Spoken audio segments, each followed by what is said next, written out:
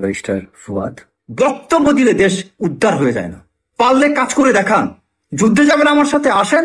এক সেনাপ্রধান, তাকে নিয়ে আপনার এত মাথা ব্যথা যে আপনি ঢালাভাবে সমস্ত সেনাবাহিনী সমস্ত কর্মকর্তা নিয়ে আপনি চাকর বাকর বলতেছেন। আপনি কি এমন জিনিস হয়ে গেছেন? এক খালি সোশ্যাল মিডিয়াতে ভাইরাল হয়ে আপনার এবি পার্টিতে যে কজন লোক হয় তার চেয়ে বেশি লোক ডিজে পার্টিতে হয়। আমি গ্যারান্টি দিয়ে বললাম, সোনাগা হোটেলে বৃহস্পতিবার দিন ডিজে পার্টি হয়, সেখানে এর চেয়ে বেশি লোক হয়। যান খোঁজ না দেখেন। এবি পার্টি নিয়ে আসছেন আপনি। আমার এলাকায় আসেন, দেখেন আপনার আমার এলাকাতে এবি পার্টির অস্তিত্বই নেই। বাংলাদেশে কয়টা জায়গায় আপনার পার্টি আছে বলেন? সোশ্যাল মিডিয়া ছাড়া আপনাকে কোথায় কোন জায়গায় কি আছে? আপনার সাথে ওপেন, আপনি কোন টপিক নিয়ে আপনি একটা যে কোনো বইয়ের কোরআন শরীফে কোনো আয়াত তর্জমা করবেন, আপনার যদি ভালো করতে না পারি আমি ইসলাম ত্যাগ করব। সীমার বাইরে আপনি কথা বলবেন না। আপনি যথেষ্ট সীমা লঙ্ঘন করেছেন। আপনার কথা জুলুম হচ্ছে সেনাবাহিনীর প্রতি, সেনা কর্মকর্তাদের প্রতি আপনি মারাত্মক রকম জুলুম করছেন। স্টপ অল দিস ননসেন্স, এগুলো বন্ধ করেন আপনি। আমি যদি সত্যি কথা এই মুহূর্তে আমার যদি সত্যি কথা আমি যদি পুলিশ অফিসার হইতাম বা কোনো থানার দায়িত্বে থাকতাম আপনাকে অ্যারেস্ট করতাম। কারণ আপনি পরিস্থিতি খারাপ করছেন, আইন শৃঙ্খলা পরিণত অবস্থার অবনতি ঘটাচ্ছেন আপনি। বাংলাদেশের মানুষ আইন অনেকে জানে না বিধায় আপনারা এই কিছু আইনজীবীরা আপনারা কিছু সুযোগ দিতে পারছেন। আর বাংলাদেশের আবেগপ্রবণ জাতি, তাদের ধুমধাম কিছু কথা শুনলে, আওয়াজ টাওয়াজ শুনলে, একটু কিছু ইংরেজি ব্রিটিশ অ্যাকসেন্ট শুনলে তো আরো পাগল হয়ে যায়। এই জাতির সমস্যাটা হচ্ছে তাদের মন ছোট, যে কারণে তারা অনেক ক্ষেত্রে আপনাদের মতো মানুষ তাদেরকে মাথাও বানাইতে পারে বক্তব্যের মাধ্যমে। আমি তো দেখি না যে আপনার এই কোন ইম্প্যাক্টফুল কোনো কিছু আপনি করছেন। I never see. সুন্দর বক্তব্য দিচ্ছেন, সোয়াট আপনার কন্ট্রিবিউশন কে, আমার কন্ট্রিবিউশন কি ভাই? এই বাংলাদেশে গত 25 বছরে I have enough contribution I have. আপনার কি কন্ট্রিবিউশন বলেন? কয়টা রাত জেগেছিলেন? রাতের পর রাত জেগে আমরা অপারেশন করছি। আপনি কি করতেন? তত্ত্বাবধায়ক গভর্নমেন্ট আমলে চাইলে কোটি টাকা কামাই করতে পারতাম। এখনো তো আপনার ঋণ করে চলি। আপনার তো এত নলিপুতের মতো আমরা চলি না ভাই। দয়া করে আমার সেনা কর্মকর্তাদের কিনা আমার সাথে কথা না, আমার সেনাবাহিনীর কোন কর্মকর্তাকে নিয়ে কখন আপনি চাকর বাকর এসব শব্দ বলবেন না। We are king commission officer, we are not bloody servant. আমরা সেবক, চাকর না। সেবক আর চাকরের মধ্যে পার্থক্য আছে। আমরা সেবক, দেশের জন্য জীবন দিতে পারি। আমরা দেশ সেবার জন্য নিজেদেরকে আত্মনিয়োগ করেছি। We are king commission officer. আমি ওয়ার্ল্ডের যেখানে যাব, যেখানে যে আমার র্যাঙ্কটা বলবো, আমি আই উইল গেট স্যালুট। এটা globally we are suppose to receive it. আপনি কে? হু আর ইউ? আপনি একজন ব্যারিস্টার বাংলাদেশের বাইরে আপনি কে? লন্ডনে যে একটু লাফালাফি করতে পারবেন না, বাট আমি প্রোটোকল পাবো ওয়ার্ল্ডের সব জায়গায়। কারণ কি? আমি বলতে আমরা সব, বাংলাদেশ না ওয়ার্ল্ডের সব সেনা কর্মকর্তারা পাবো এটা। বিকজ আমাদের সেই কষ্ট আমরা করি, এটা আমাদের অর্জন। সম্মান করেন ভাই, মানুষকে অসম্মান করেন না। আমার কথা কষ্ট দিয়ে থাকলে আন্তরিকভাবে দুঃখিত। আমরা অতি আহত হয়েছি, অনেকগুলো অফিসার ক্ষত বিক্ষত হয়েছে, আমাদের আপনি অন্তর আঘাত দিয়েছেন, সেজন্য এই কথাগুলো এইভাবে বলেছি। আমার এক্সপ্রেশন যদি অন্যরকম হয়ে থাকে সেজন্য আমি ক্ষমা প্রার্থী। কিন্তু আমার উদ্দেশ্য আপনাকে অসম্মান করানো। আমাদের সেনা কর্মকর্তাদেরকে সম্মান করুন। আমাদের সেনা প্রধানের বাইরে, তার আদেশের বাইরে আমরা সেনা কর্মকর্তারা যেতে পারেন না। আর সেনা কর্মকর্তারা যে ভূমিকায় 5ই আগস্টে নিয়েছে, প্রত্যেকটা অফিসের ফাঁসি হতো যদি আওয়ামী ক্ষমতা আসতো। আপনার কি হতো বলেন? আপনার কি হতো? আপনি একটা মামলা হলে জামিন নিয়ে দাঁড়ায় যেতেন। আর আমাদের কি হতো জানেন? আপনি সেনা আইন সম্পর্কে জানেন কিছু? 5ই আগস্টে এই যে আপনার জেনারেল মাইনুর এখন লেফটেন্যান্ট জেনারেল হয়েছে, আটকের জিওসি, তিনি চিটাঙ্গে যা কাজ করছেন, যদি আওয়ামী লীগ ক্ষমতা আসতো ওনার চাকরি যেত। লেফটেন্যান্ট জেনারেল তো পরের কথা। সাভার ডিবির জিওসি, ওনার তো কোর্ট মার্শালে ফাঁসি হইতো। এরকম অনেক সেনা কর্মকর্তা আছে, তারা যে ভূমিকা রেখেছে 5ই আগস্টের দিন, খালি আওয়ামী লীগ টিকে যেত, দেখতেন কি হতো। আপনি ভাই মামলাটা হতো, একটা জামিন পেয়ে যাইতেন। আমাদের সেই অবস্থা হইতো না ভাই। গত 15টা বছর আমরা সেনা কর্মকর্তা কি দিয়ে পার করেছি এটা আমরা জানি ভাই। অন্তরের মধ্যে ভালোবাসা তাও রেখে দিয়েছি দেশের জন্য, বিগড়ে যায়নি। যেই দেশের সেনা কর্মকর্তাদেরকে জঙ্গি বানানো হয়, সেই দেশের সেনা কর্মকর্তাদের কথা বলতে লজ্জা করে না আপনাদের? যে দেশের সেনা কর্মকর্তাদেরকে জঙ্গি নাটক বানায়, জঙ্গি বানানো হয়েছে আওয়ামী লীগের সময়, যে আওয়ামী লীগ সেনাবাহিনী মেরুদণ্ডটাকে তছনছ করে দেওয়ার জন্য এমন কোনো চেষ্টা নাই, করে নাই। তারপরে যে সেনাবাহিনী এতটুকু করতেছে ভাই, নফল নামাজ পড়েন, এটা শুকরিয়া। কি তারপরও সেনাবাহিনী এই অবস্থায়? আমাদের সেনাবাহিনী ধ্বংস করার পরিকল্পনা করা হয়েছিল, ধ্বংস হয়নি আলহামদুলিল্লাহ। এটা আল্লাহর রহমত ছিল, কারণ আমাদের অনেক সেনা কর্মকর্তা, দেশপ্রেমিক সেনা কর্মকর্তা আছে যাদের দোয়া আল্লাহ তাআলা কবুল করছে, যে কারণে আল্লাহ তাআলা সেনাবাহিনীকে ইন্ডিয়ার কাছে বিক্রি হইতে দেয়নি। সেনাবাহিনী গোলে পচে যায়নি, পচে গোলে শেষ হয়ে যাওয়ার কথা ছিল, সেনাবাহিনী পচে গলে যায়নি। এটি অনেক বেশি, এটি আমাদের ভাগ্যের বিষয়। সেনাবাহিনী এখন খুব ভালো অবস্থা না থাকুক, পচে যায়নি, এটাই ভাগ্যের বিষয়। কারণ শেখ হাসিনা তো এটাকে একটা পুরো ইন্ডিয়ান বাহিনী বানাতে চেয়েছিল, তাই তো হয় নাই ভাই। সেই সেনাবাহিনীতে এত এক্সপেকটেশন কেন রে ভাই? একটু এনকারেজ করেন, একটু এনকারেজ করেন। আর আপনি আপনার পলিটিক্যাল ভিশন নিয়ে ওইটার সাথে আপনি সেনাবাহিনীকে ব্যবহার করেন না।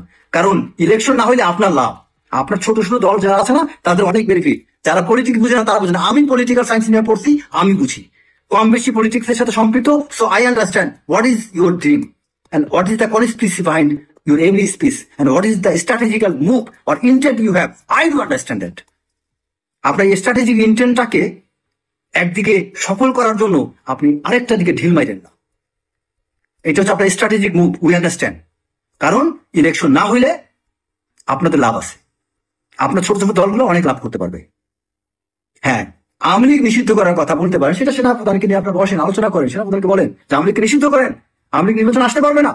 আলোচনার রাস্তা এখনো খোলা আছে, বহুদিন পরে আছে এখনো। কিন্তু আপনারা এরকম গালিগালাজ করবেন কেন? কি সব কথাবার্তা আপনি বাজে শব্দ স্ল্যাং ইউজ করতেছেন। আপনি সেনাবাহিনীকে নিয়ে এত তীর্য মন্তব্য কেন করেন? আপনি সেনাবাহিনী সম্পর্কে কতটুকু আপনার জ্ঞান আছে? আপনি বাংলাদেশে আপনার আপনার আপনার অবদান কি এবং আপনি কয়টা সেনাবাহিনী অবদান, কর্মকর্তার অবদান সম্পর্কে জানেন? আপনি তাদেরকে চাকর বাকর বলছেন। আপনি সেনাবাহিনী তো চাকর বাকর, তারা সেনাবাহিনী টাকা থাকেন না। আবার সেনাবাহিনীকে কেন বলেন তারা কেন এটা করছেন, তারা ওইটা করছে না কেন? তারপরে আপনি একজন আইন প্রণেতা হতে চান, আপনি বলেন যে সেনাবাহিনীকে আপনি বলেন তারা যে যুদ্ধ করবে। আপনি জানেন যুদ্ধ করার জন্য কি পলিসি? আপনার জানার কথা এটা। আপনার সেনাবাহিনী যে যুদ্ধে যাবে এটার জন্য সংসদে আইন প্রণেতাদের কিন্তু আইন পাশ করতে হয় এবং সরকারের কোন জায়গা থেকে নির্দেশ আদেশ আছে এটা তো আপনি জানেন। সেনাপ্রধান চাইলেই কিন্তু সেনাবাহিনীকে যুদ্ধে পাঠাইতে পারেন, এটা সেনাপ্রধানের ইখতিয়ার নাই। সেটার জন্য কিন্তু সরকারকে সেই আদেশ দিতে হয়। সেনাবাহিনী তার কিসের আলোকে আপনি যুদ্ধ করতে যাবে? দেশে এখন যুদ্ধ না, এখন সেনাবাহিনী করবে। আপনাকে এইড টু সিভিল পাওয়ার শব্দটা কি? সিভিল অ্যাডমিনিস্ট্রেশনকে সেনাবাহিনী এইড করবে, সহযোগিতা করবে। সেখানে আপনার ইনএড টু সিভিল পাওয়ার আমি যদি চুপ থাকি, আমাকে ডিসি যা করবে আমি তাই করবো, এর বাইরে কিন্তু আপনি অনেক কিছু আমাকে করাইতে পারেন না। সিভিল অ্যাডমিনিস্ট্রেশন আমার কাছে সাহায্য চাইবে, আমি সহযোগিতা করবো। কিন্তু তার বাইরে যে এই 5ই আগস্ট সেনাবাহিনী আপনাকে হেল্প করেছে, আজকে আপনি কথা বলতে পারতেছেন, তখন কেন সেনাবাহিনী এই সুবিধা আপনি সেনাবাহিনীর কাছে নিয়েছেন? তখন তো বলতে পারেন নাই আপনার 5ই আগস্ট আপনারা কেন এটা করতেছেন, বলেন। তখন আপনার জবাব আসেনি কেন? যখন ক্যান্টনমেন্ট থেকে সেনাপ্রধান জেনারেল ওয়াকারুজ্জামান, যখন মির্জা ফখরুল ইসলাম আলমগীর আপনাদের মতো বিভিন্ন নেতাদের নিয়ে বঙ্গভবনে যান, তখন আপনারা পারছিলেন বঙ্গভবনে যেতে? তখন এই সেনাপ্রধানকে সবকিছু অর্গানাইজ করতে হয়েছে। আমি ওই সময় সাক্ষী, আমি নিজে 5ই আগস্টের আগে জেনারেল ফজলে আকবর জিজ্ঞেস করেন তাকে, আমি তো রাজনীতি করেন যেহেতু, জেনারেল ফজলে আকবরের সাথে আমার তখন অন্তরন কথা হয় এবং উনি যখন সেনাপ্রধানের কাছে যান, এই সেনাপ্রধানের সাথে এই কমিউনিকেশনটা আমি করে দিয়েছিলাম। অবিশ্বাস করলে জেনারেল ফজলে আকবরকে জিজ্ঞেস করবে।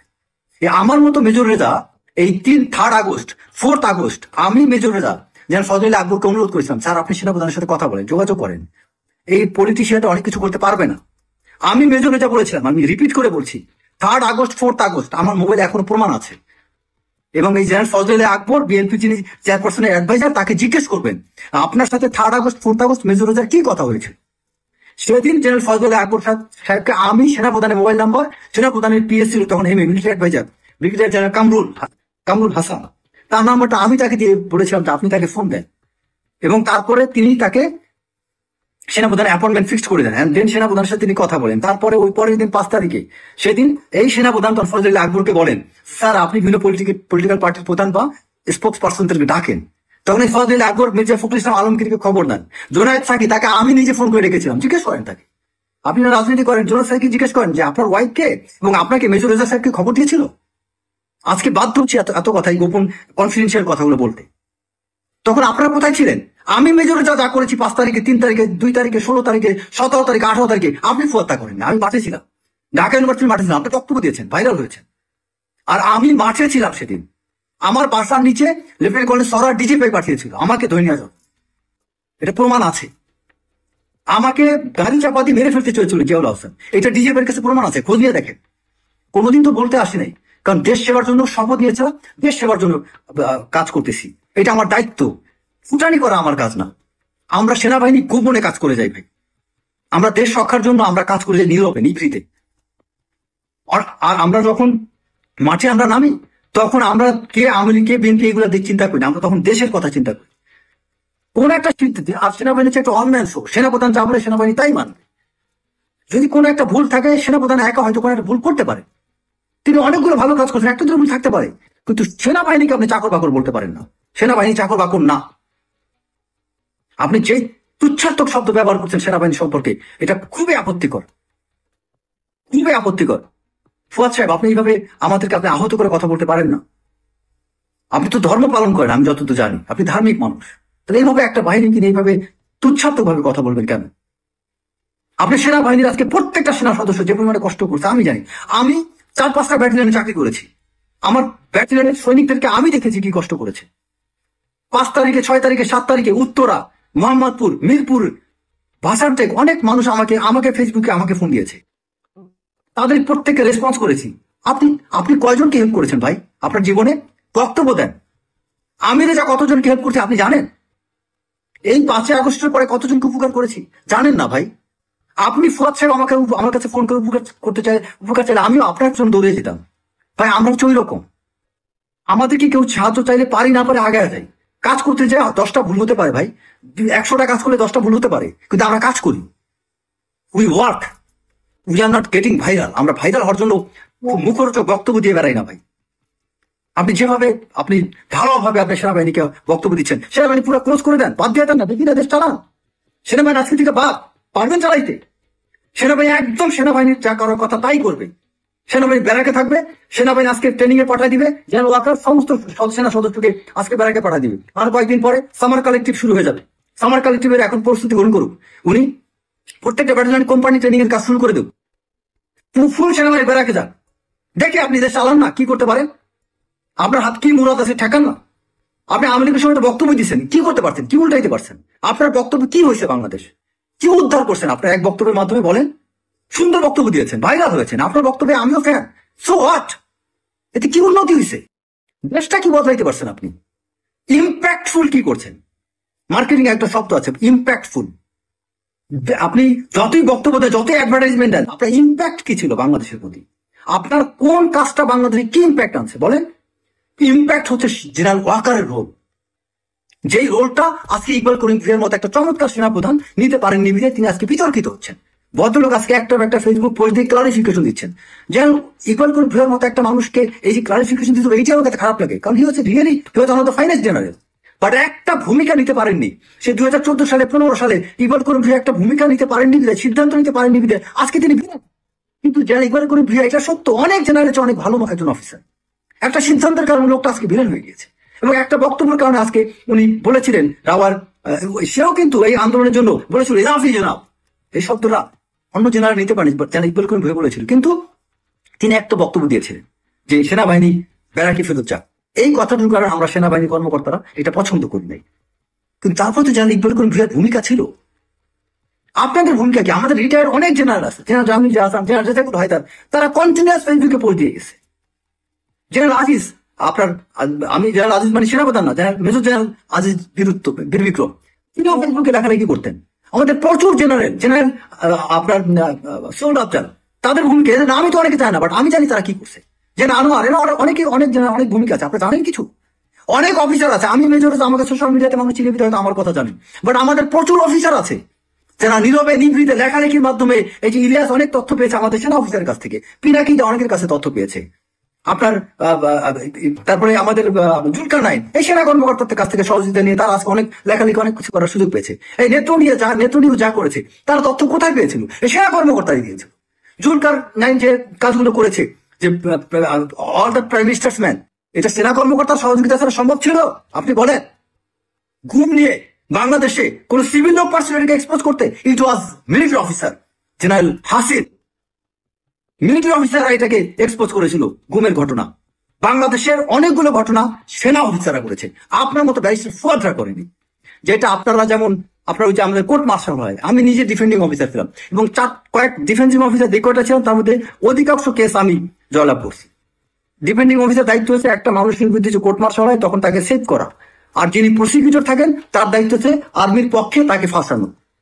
আমি প্রসিকিউটর হিসেবে কাজ করছি, ডিফেন্ডিং অফিসার হিসেবে কাজ করছি, কারণ আমরা মিলিটারি অফিসাররা manual of military law MBM এটা নিয়ে পড়াশোনা করা, আমরাও আইন কিছুটা জানি ভাই। প্রত্যেকটা সেনা কর্মকর্তাকে সব লাইনে ট্রেন করা হয়। আমরা ল নিয়েও পড়াশোনা করি, আমরা মার্কেটিং এর কাজও জানি। আপনি ক্যান্টিনের কথা বলবেন, প্রত্যেকটা বাংলাদেশ না ওয়ার্ল্ডের সমস্ত কান্ট্রিতে ক্যান্টিন থাকে। ক্যান্টিন মানে সেনা ক্যান্টনমেন্টের তাদের ব্যবহার্য জিনিসপত্রের জন্য, এটা বিজনেসের জন্য না। আর আপনি সেনা কল্যাণ যেটা দেখেন, এটা রিটায়ার্ড অফিসাররা চালায়। না জেনে আর্মিকে নিয়ে কথা বলবেন না। হ্যাঁ, কিছু কিছু কাজ একটু বাড়াবাড়ি হতে পারে, সেটার জন্য তো আপনি ঢালাও ভাবে এটা করে, এবং সেই বাড়াবাড়িগুলো এই শেখ হাসিনার কারণে হয়েছে। শেখ হাসিনা ঢালাভাবে সেনাবাহিনীকে বিভিন্ন কাজে ইনগেজ করতে চেয়েছে। ভারত চেয়েছে সেনাবাহিনীকে আজে বাজে জায়গায় ইনগেজ করতে, বাট আমরা সেনাবাহিনী নিজেরা তো এটা চাইনি। আজকে আপনারা অনেক কিছু করতে পারতেছেন, খোঁজ নিয়ে দেখেন সেনাবাহিনীর ভূমিকাটা কি ভাই। আজকে রাস্তাঘাট কোথায় সেনাবাহিনীর অবদান নেই বলেন? বড় বড় প্রজেক্ট গুলো বাংলাদেশ সরকার কেন সেনাবাহিনীকে দেয়? সততার কারণে দেয়। একটা চুরি করলে ওটা নিয়ে খুব লাফালাফি করেন।